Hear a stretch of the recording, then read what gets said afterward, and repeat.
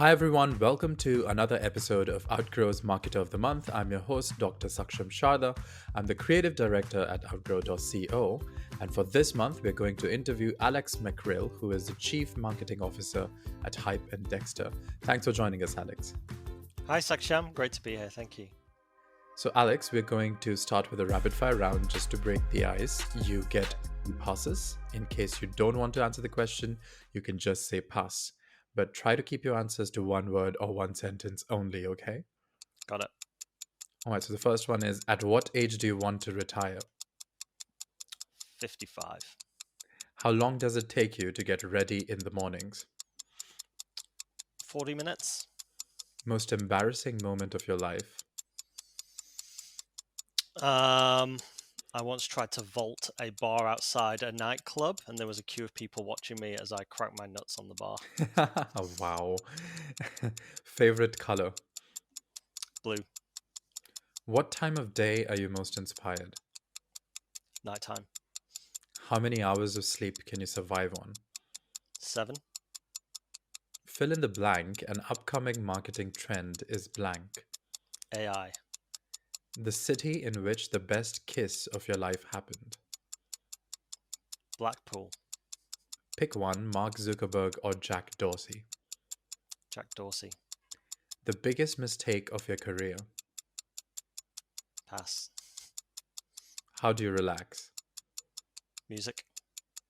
How many cups of coffee do you drink per day? Never more than 3. A habit of yours that you hate.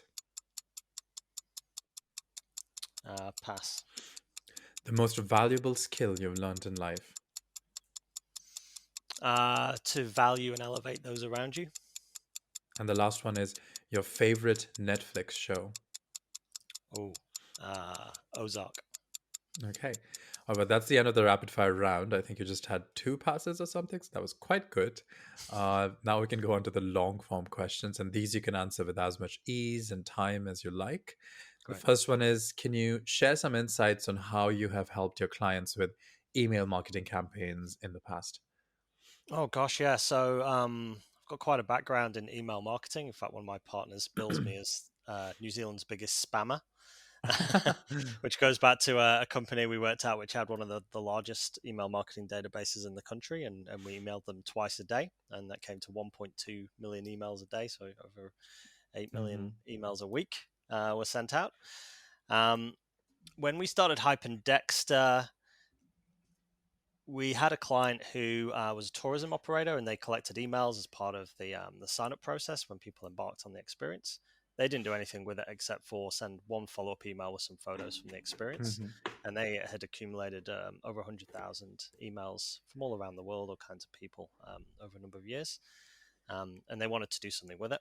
First of all, I was gobsmacked that they'd waited 5 years to do something with it. But we managed to take that list of 100,000 contacts and segment it in a meaningful way. So who had been signed up most recently, who had been signed up most frequently, done the experience multiple times, who was likely and therefore was likely to be local and responsive to an offer to do the experience again or an enhanced version of the experience. So that was the offer we went out with, and we managed to retain something like 92,000 of just over 100,000 emails in terms of there was a meaningful response, it was deliverable, and over the course of a program of emails, we got at least one open.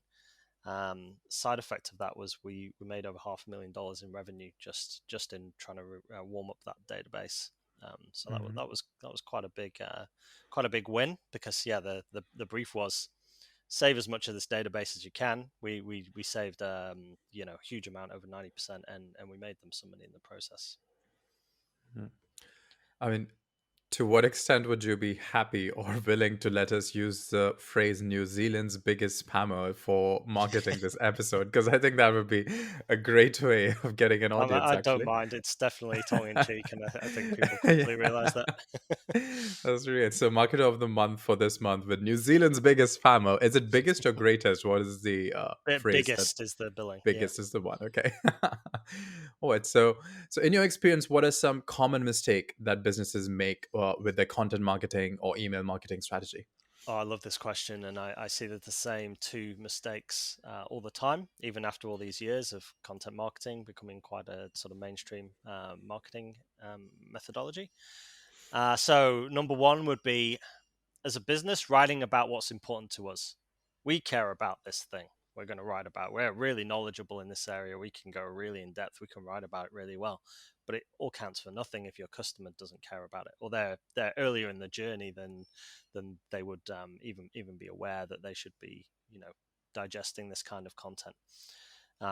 We've all gone to websites, and there's huge about us sections, and the blog is very much about us and our people and our team and our culture and our delivery and things like this.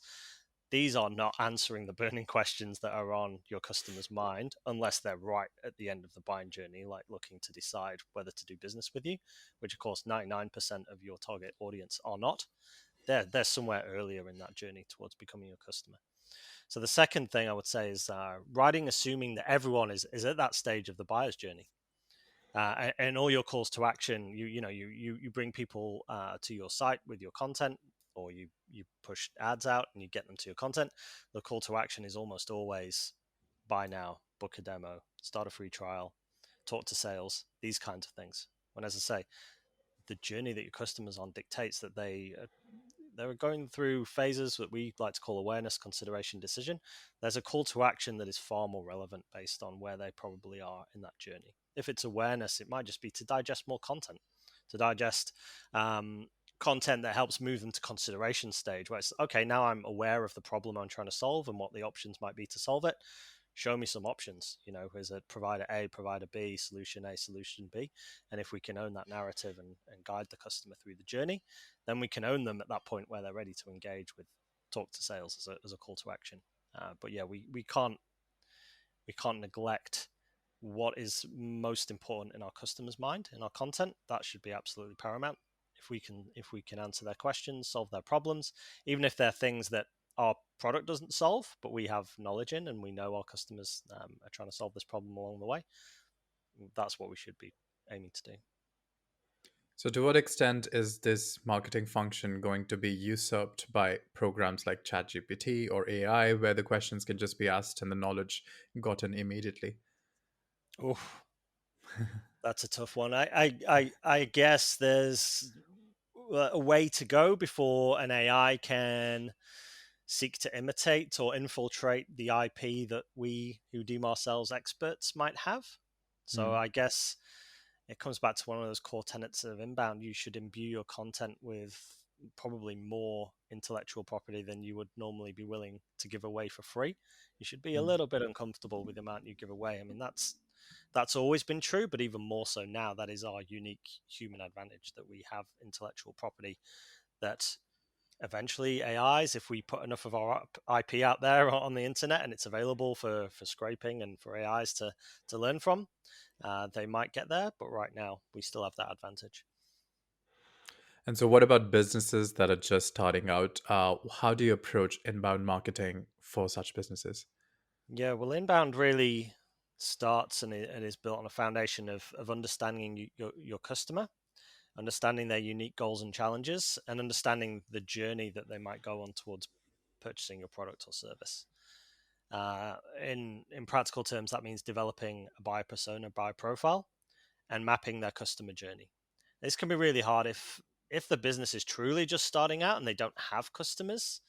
You might have to retrofit. Who do we think our customers are? But in order to do that, really, you should go all the way back to market and product research, define your USP and your product market fit. We understand not all businesses have that luxury of spending time and money in the research phase. So we try and understand the product and who it's best going to fit in terms of a customer, and then we find people like that in terms of in B2B their role or their organization that they represent, or in B2C what makes them tick, and what is it that they're motivated by, and then we can craft a persona from there. Of course, ideally we'll engage a business when they've got some idea of who the customer is, and we can look at data, interview those customers, especially if they've got high value customers who purchase all the time or purchase more often, more expensive transactions. They're the people we want to talk to. Why? Why did you decide on engaging this business? Why do you keep purchasing from? What's good about it? Who else did you consider along the way, and what steered you towards this decision? What brings you back? I'd say as well, start creating content, organic content, right away. We all know organic content is a marathon, not a sprint. The sooner you can start, the better. You should have started yesterday, but we'll start today, and we'll just start pumping out content, and we'll measure and we'll test and we'll see what works. We can be backed by research, that consumer lens, but we can also look at keyword research and other trending topics and things like this as well to understand what the broader market is probably interested in. Start writing content that answers those questions, or is likely to be found in the most popular searches. And remembering that organic content isn't static. Like, it can be updated, it can be enhanced, it can be optimized. We can add content offers and lead generation devices to it as well.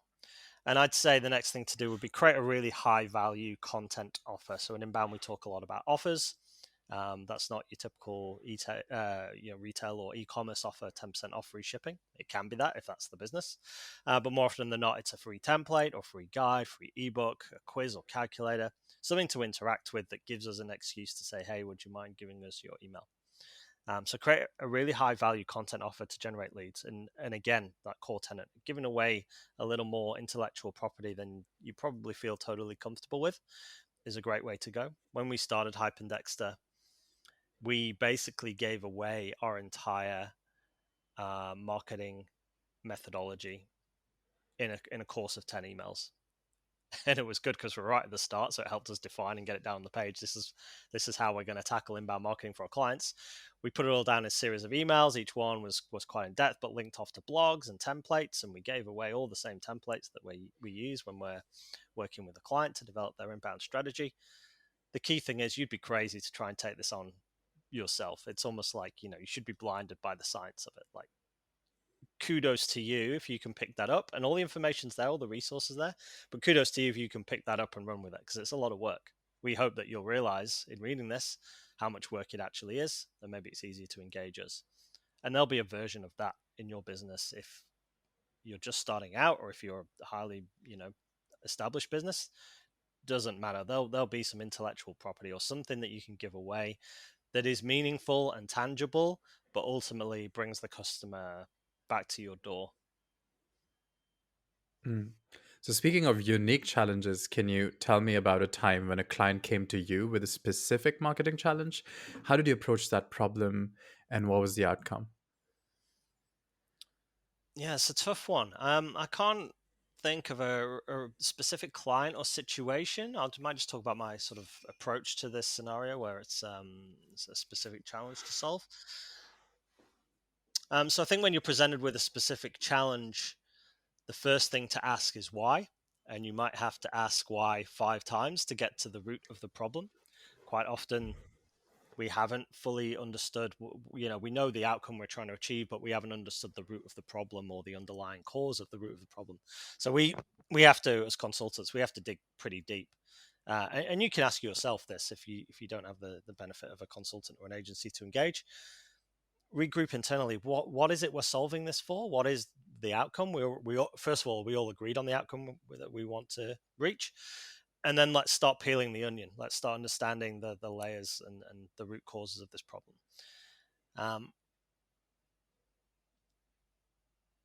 I'd say it goes back to that inbound process as well. Do we have research? Do we have any data? Ideally, you'd have some actual in-market battlefield tested data to back up any decisions that you're going to make, or to validate any assumptions that you might have made. Failing that, you'd have some auxiliary research. First-party research is great, but third-party research, if it's not available to you, and then really get under the skin of what it is that you're trying to solve and why. And then start testing. You'll in the process, you'll identify 2, 3, 4, 5 potentially bottlenecks in the customer journey, or whatever it is you're solving for, the campaign journey, the sales process, the customer service experience, and start tweaking it, start monitoring it, making little adjustments, and see what has the biggest impact, and then redouble your efforts on that area that has the biggest impact. Hmm.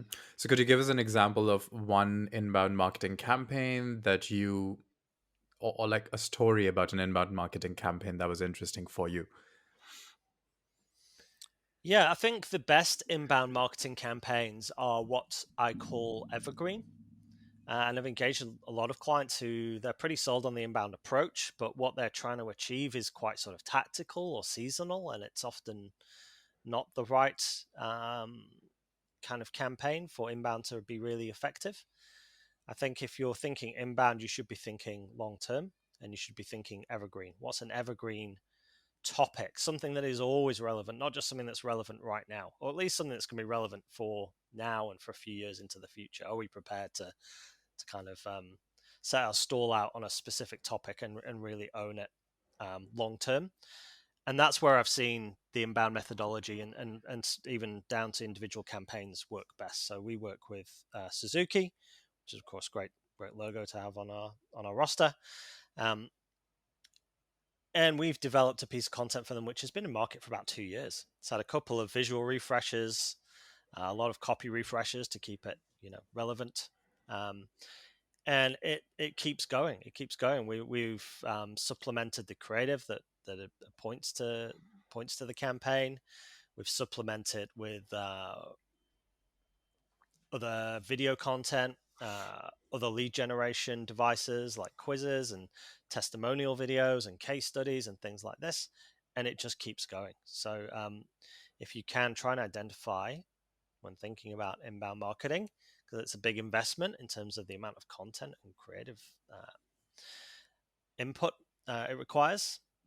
Think about what's evergreen, what's a really hot topic now and is likely to be in the medium to long term. If it's a tactical seasonal approach, I still hand on heart believe the more traditional methods of marketing or digital marketing probably more appropriate for those short, sharp tactical campaigns. Not to say inbound not, might not have a place if it is part of an overarching long-term strategy. And so how do you go about measuring the success of all these strategies, whether they're email, content, or inbound? Yeah, so I like to look at it from the bottom of the funnel up. Um, so once upon a time, as marketers, we came armed with impressions, clicks, open rates, all these metrics, which are still really relevant, but they're very top of funnel. Then, of course, clicks, conversions, bounce rates, things like this are the next layer down that we look at. But when I say bottom up, now where we're working with HubSpot primarily, but other platforms as well, or tech stacks that allow you to see the flow from marketing to sales to becoming a customer to after sales care to customer service to re-engaging with marketing again, that whole customer life cycle in one platform potentially, or in one stack where we can actually see the same customer move through all those stages of the life cycle. We are really responsible for sales qualified leads. The average value of a lead, are leads from certain channels more valuable than others? Do they have a higher lifetime customer value? Are they more likely to convert? How much revenue are the leads marketing are generating and influencing, I should say, because we're not directly responsible for the leads, but we do have influence as well. How much revenue are we generating for the business, and what does that look like when we calculate a return on marketing investment? And what softwares do you use to kind of measure this? Or Yeah, so there's a few, obviously, and we are Apex #1 HubSpot partner, so we absolutely, back HubSpot all the way. It's one of the most unified and usable platforms. It's CRM, it's marketing automation, it's customer service, it's your content management system, and it can be a few other things as well. But there's no reason why it can't be Salesforce CRM with Salesforce Marketing Cloud or some combination of we see Klaviyo is really popular in the e-commerce space and has functions that serve e-commerce and retail particularly well. Marketo, of course, on the marketing automation side was the big sort of enterprise default choice for a long time and probably still is in some parts of the world. What we're really looking for, without just dropping names, is a unified platform. Like I say, HubSpot is one instance, but there'd be a few, or a platform that plays nicely with others. You need a CRM, you need marketing automation, and ideally, if you want to complete that RevOps kind of picture and measure every engagement you have with the customer, something that supports your customer service function as well. So could you talk a bit more about the role of HubSpot in your agency's marketing strategy and how it has helped you to better serve your clients? Yeah, so as well as implementing and solutioning HubSpot for our clients and in their businesses, we use HubSpot ourselves. It comes down to the fact it's a CRM that people actually want to use. To my business partners, have a bit of a checkered history with CRM and probably been resistant to using CRMs in the past, and they'd admit that, but they actually love using HubSpot, and they're not finding it a burden to get good data in there as they engage a prospect. And similarly, we as marketers, or people who serve our clients, when we're not finding it difficult to maintain HubSpot. It's a CRM that yeah, everyone actually uses: marketers, salespeople, customer service. So that's key, because you only get good outcomes if you get good data into the system. Um, but yeah, in terms of what enables us to do, we can switch out calls to action. And I mentioned having the most relevant call to action that aligns with your piece of content and where that content probably sits in the buyer journey. We can do that to the nth degree. So we have CTAs on our website, or sections of our website, where you might see any one of 9 or 10 CTAs, depending where you are in the customer lifecycle. So we can always show you the most relevant, most engaging next step to move you through our marketing and sales funnel, or if you are a customer, to move you through the most relevant content that's gonna support you ongoing, or to give us feedback on your experience working with us. As a result of marketing automation and good CRM data, we can build a profile on our leads. We can nurture them effectively because we can segment and personalize. When I say progressively profile, I'm talking about literally pointing people back to the same form, but because the form is powered by our CRM, it knows what it already knows. It knows not to ask you your country or your job title again, because it's already asked that. It's already captured that data point. So it will dynamically swap out the form the next time you see it and ask you the next question. So we can get really rich data.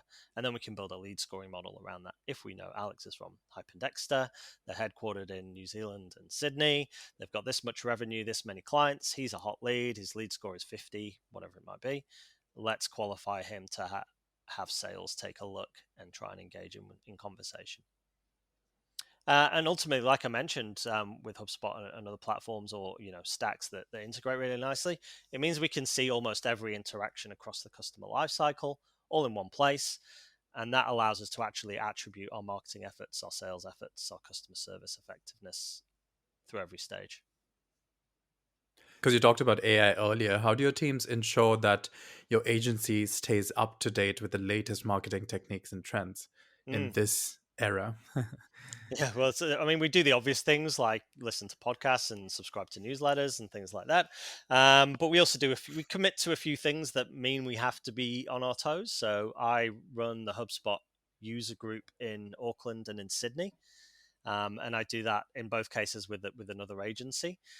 So that's good, because we're friendly with those agencies, but they are in the competitive space with us. So we want to put our best foot forward when it comes to presenting ourselves at those events.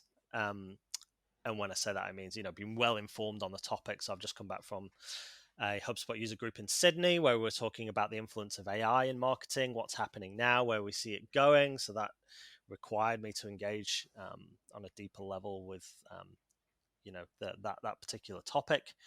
So we'll book ourselves in for speaking engagements and things like that, where we maybe aren't confident that we're like the absolute paragon of the expert on the topic, but it means we've put ourselves on a timeline whereby we've got 3-6 months, whatever it might be, to get really informed about that topic, and by the time we step on stage or into the webinar or into the podcast, we feel pretty confident that we can own a conversation on that topic. And then just internally, we have a lot of showcases whereby, as a marketing team, we'll sit down once a month and we cycle around the team. Each month, someone will present back a campaign that they've engaged with online. we actually ask that they sign up for it. They click the link, go to the website, whatever it is the campaign is asking you to do, and present back what that user journey looked like, what that campaign flow looked like. And not to put too much burden on them, just present it back, and we'll have a discussion what we think is good or bad, what can we learn from it, where could we implement some of these ideas in our own work, and then across department as well. And if you're not doing that in your business, that's something I'd heartily recommend. What is the development team doing that's really cool? Some of it might be really technical and go over your head, but if you don't have them show you their work and their wares, then, well, first of all, you won't necessarily fully value what they do and how brilliant the work is, but you won't know how to market it in my case, or we won't know how to sell it in the case of the sales department, if we don't get in a room and actually review that work and understand the problems that it's solving. Mm-hmm. So keeping all of this in mind, the last question for you is of a personal kind. What would you be doing in your life if not this right now? That's a good one. I do often wonder. Like I'd like to think I would be making music in some capacity. That was always my dream from sort of from my school years and through university. My education was almost sort of in the background, and my focus was really on not just playing music, but sort of arranging and producing and things like that. I think I'm happiest in the studio. But look, I think that's informed me as a marketer, and I also actually studied film and visual media, so another creative aspect alongside being interested in music at university. So I think that's really informed me as a marketer to understand visual language, communications, in terms of copywriting. I actually got told my copywriting was very lyrical, and I was like, "Oh, funny you should say that," because I aspired to be a songwriter at one point in time. So if I wasn't doing that, something that allowed me to travel.